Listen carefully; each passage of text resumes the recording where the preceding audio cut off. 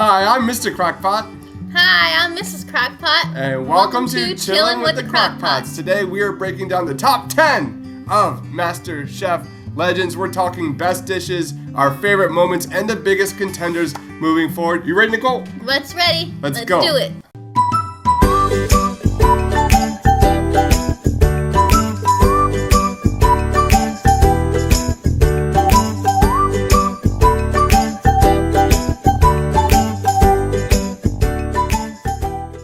Alright guys, let's talk about favorite moments of episode 8. For me, it was the ending. I cannot believe the disaster what Joseph put out there this week. He was hands down, week by week, one of the biggest contenders moving forward. And sure enough, he completely choked. He cooked his prawns way too early. He presented a dish that was an absolute mess. And when Tay was the one who actually was sent home on a technicality, that was hands down probably the biggest shock of this season so far. For me, I was a big fan of Tay. He was clearly a lightning rod in terms of personality, and it was just a shock to see him go home when it probably should have been Joseph.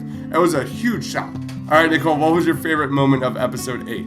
Alright, my favorite moment's gonna have to be Sue. She traditionally does Burmese cooking, and this week she went a little bit out of her comfort zone.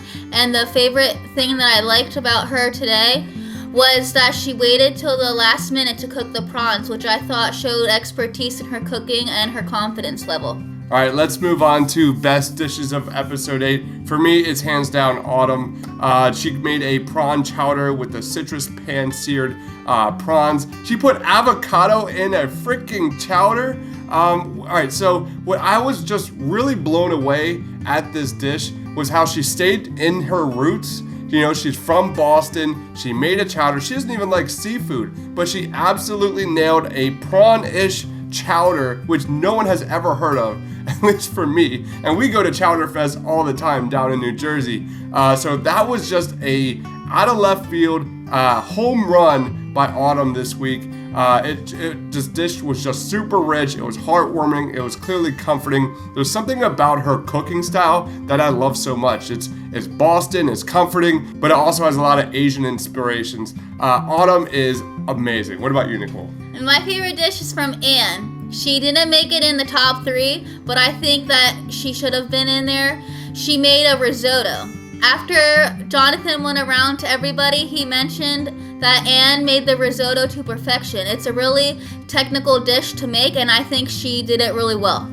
Yeah, I was shocked that she wasn't in the top 3 because that was one of the biggest, eye-openers for us when they were showing who was making what, and Anne had the risotto cooking. We were like, oh, that would be so good with the prawns. And she didn't make the top 3, and she's been one of the best of the best so far this season. Let's go on to biggest contenders, and for me, Abe. Abe keeps coming out of nowhere. He made a broiled prawns with an avocado crema and wasabi salsa, and it had a ton of balance. And I keep doubting this kid, and he keeps throwing it back into my face. He's been in the bottom 3, but he's now been in the top 3 more so. So I keep doubting this kid, and he keeps on chugging. He keeps on putting out amazing dish after amazing dish.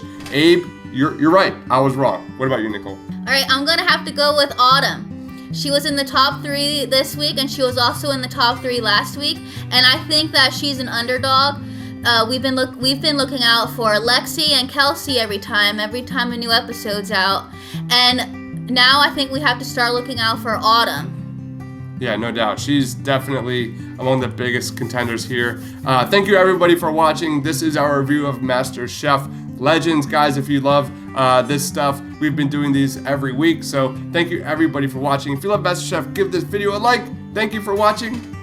Thank you. Have a great night. Stay awesome. Bye.